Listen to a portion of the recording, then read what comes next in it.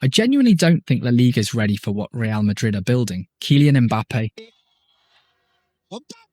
Vinícius Jr, Handlle. Just saying those three names already sounds ridiculous, but then you realise Mourinho can also call upon Carlos Espí, Brahim Diaz, Rodrigo and Endrick, with players like Bernardo Silva, Jude Bellingham and Arda Güler creating behind them. Seriously, what are we looking at here? It feels like Florentino Perez has opened EAFC career mode, turned off financial restrictions and decided to build the most ridiculous squad possible. But there is something much more important happening underneath all those superstar names. Real Madrid have given Jose Mourinho exactly the kind of squad he wants, and that is precisely where things become frightening. Mourinho isn't arriving to repair another manager's unfinished project. Madrid have strategically reshaped this squad around profiles he has traditionally loved. Experience, physical power, tactical discipline, devastating speed, and enough technical quality to completely change the way they attack, depending on the opponent. For perhaps the first time in years, there are almost no excuses. Mourinho has quality, he has experience, he has physicality, he has creativity, and most importantly, he has an absolutely terrifying amount of attacking firepower. Because despite Real Madrid's problems over the last two trophyless seasons, scoring goals was never really the issue.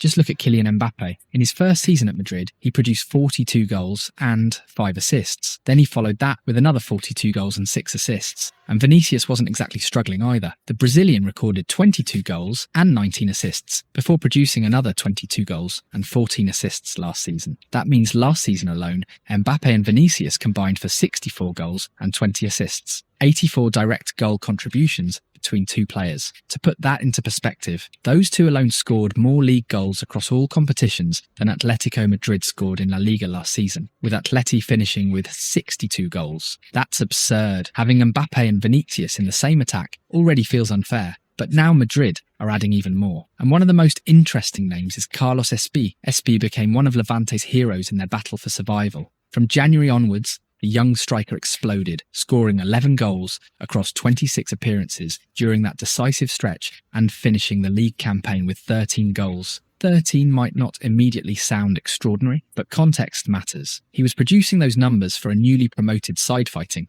desperately to remain in La Liga. Now place that same striker inside Real Madrid. He's potentially receiving passes from Arda Güler, Bernardo Silva and Jude Bellingham, while defenders are already terrified of Mbappe, Vinicius and Diamande. And Espí gives Mourinho something else this attack needs, a genuine number 9, which creates one of the biggest questions of Real Madrid's entire season. Who actually plays through the middle?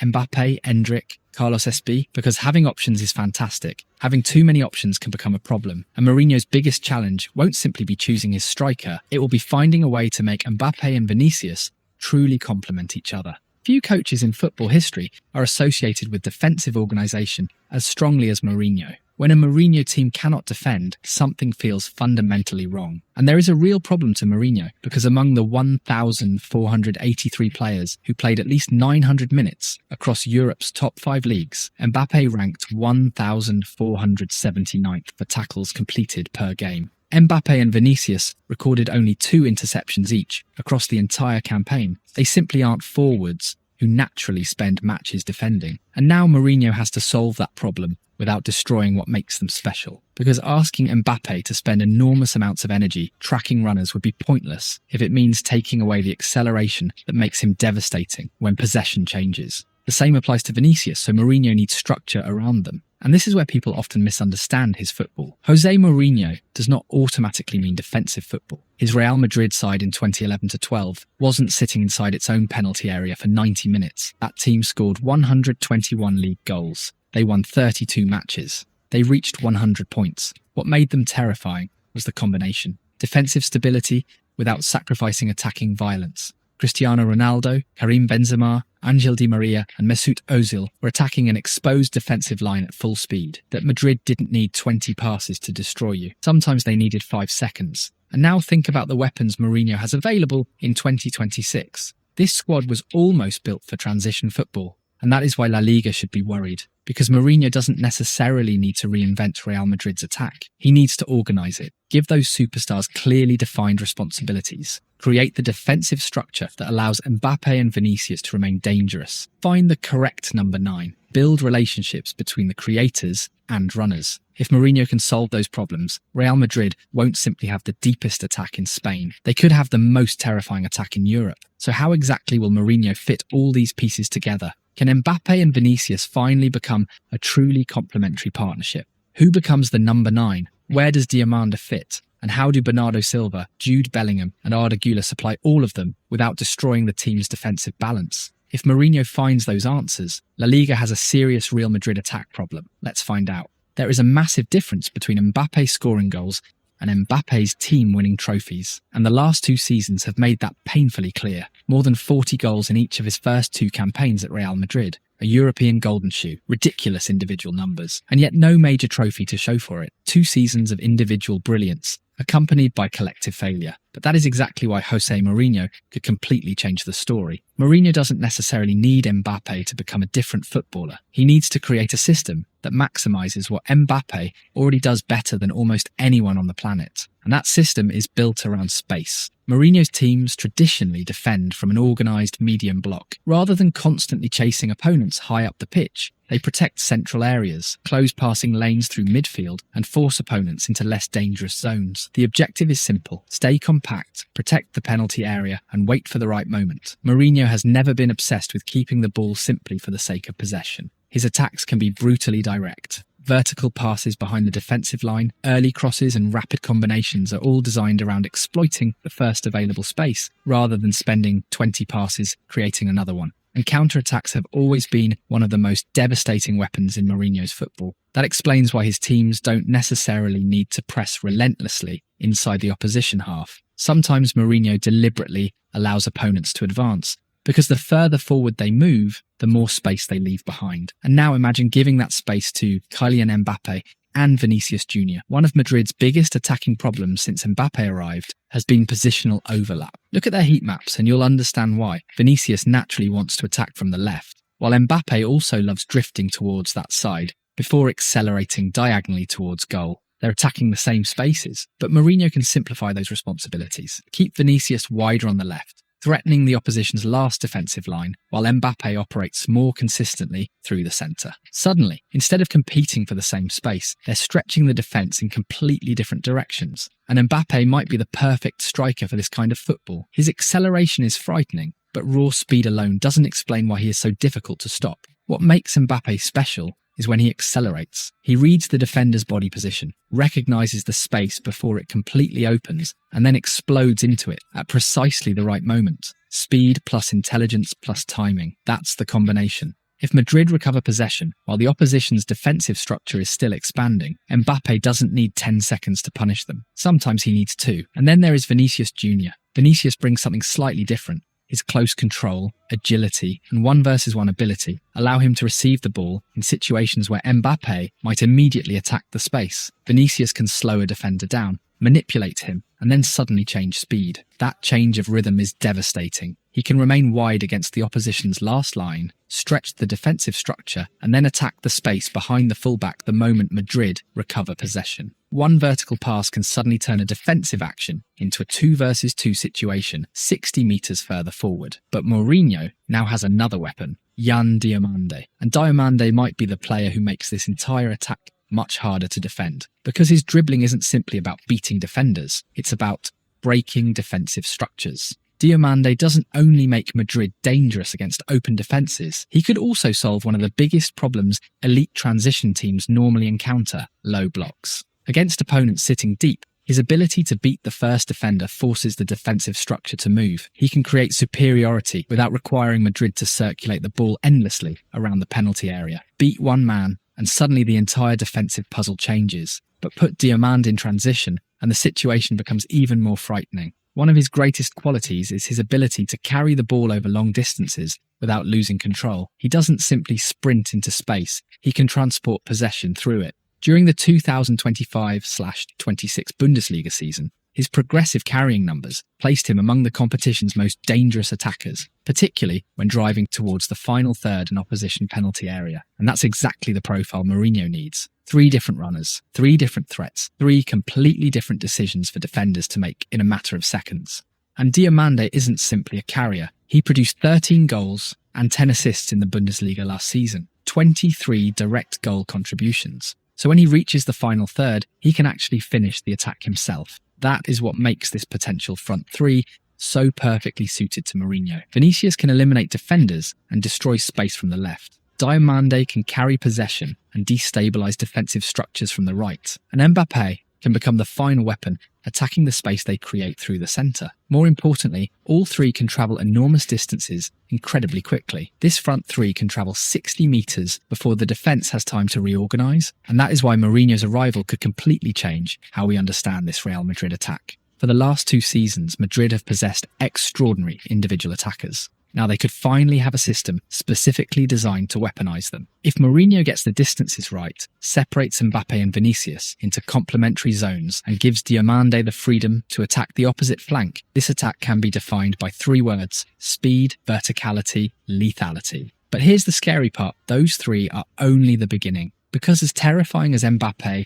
Vinicius and Diomande can be in open space, there will be matches where Real Madrid simply won't have that space. Teams will sit deep. They will defend their penalty area with 8 or 9 players. And suddenly Madrid will need a completely different type of striker. That's where Carlos SB becomes extremely interesting. SB isn't the kind of forward who needs spectacular dribbles or constant individual actions to influence a match. His game is much more direct. Attack the space, occupy the centre-backs, get inside the box, finish. His 2025-26 heat map tells the story perfectly. Most of his influence comes inside the penalty area, particularly around the penalty spot, because that's where he becomes dangerous. SB can finish with either foot, attack crosses in the air, and, perhaps most importantly, has the instinct to recognise tiny spaces between defenders before they completely appear. And physically, he can compete. He's strong enough to battle centre-backs, protect possession, and create separation before finishing, which gives Mourinho something completely different from using Mbappe as his number 9. Levante even used SB as an attacking reference for direct balls. Send possession forward, allow him to compete for it, protect it, or bring it down, and suddenly teammates can move around him. But he's not simply standing inside the box waiting for crosses. SB can drop towards the ball, drag a centre-back away from the defensive line, play a simple combination, and immediately attack the box again. That's extremely valuable. Because against a low block, sometimes Madrid don't need another player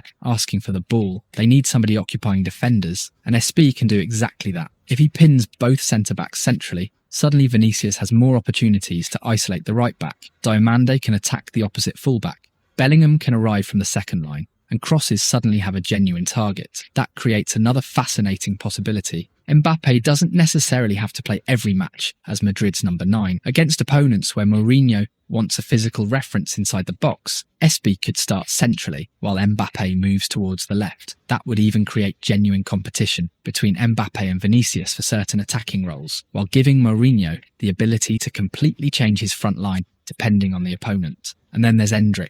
This kid somehow keeps doing the same thing. Give him minutes, and he produces. During his first season under Carlo Ancelotti, Handlle recorded Madrid's best scoring rate, averaging approximately 1 goal every 86 minutes. His opportunities were limited. Across his Real Madrid spell, he accumulated just 946 minutes across 40 appearances, scoring 7 goals and providing 1 assist. So Madrid sent him to Lyon, and suddenly, with consistent football, the production exploded. Under Paulo Fonseca, Handlle played 21 matches and 1,633 minutes, producing 8 goals and 8 assists, 16 direct goal contributions. In barely half a season, he had already surpassed his Real Madrid output. That's important because Handlle's problem has never really been talent, it's opportunity. He had been exploring the right side as another route into Madrid's starting 11, but that pathway has suddenly become extremely crowded. Diomande has arrived, Brahim Diaz is still there, and Rodrigo could eventually return from his ACL injury. So perhaps Handlle's future shouldn't be on the wing at all.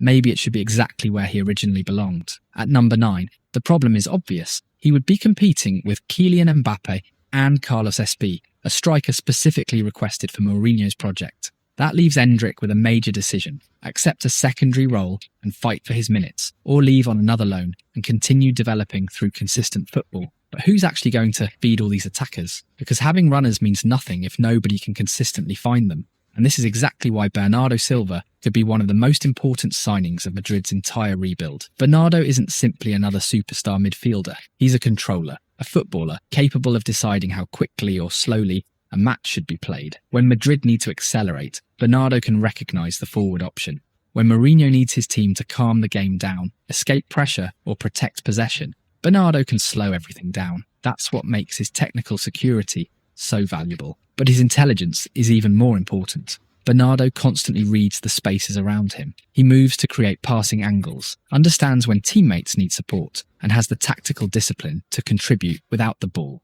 And that could be essential in a Mourinho midfield, because Madrid already have players capable of creating chaos. Bernardo can provide order inside that chaos, then place Jude Bellingham ahead of him. Bellingham doesn't necessarily need to dictate every possession, because his greatest attacking quality can appear without the ball. Those late runs from midfield, the ability to recognise when defenders are watching Mbappe instead of him, the physical power to arrive inside the box and suddenly become another striker. Imagine SB occupying both centre-backs, Vinicius stretching the defence from the left and Diamand doing the same from the right. Who tracks Bellingham arriving from behind? And if that wasn't enough, there's Arda Güler.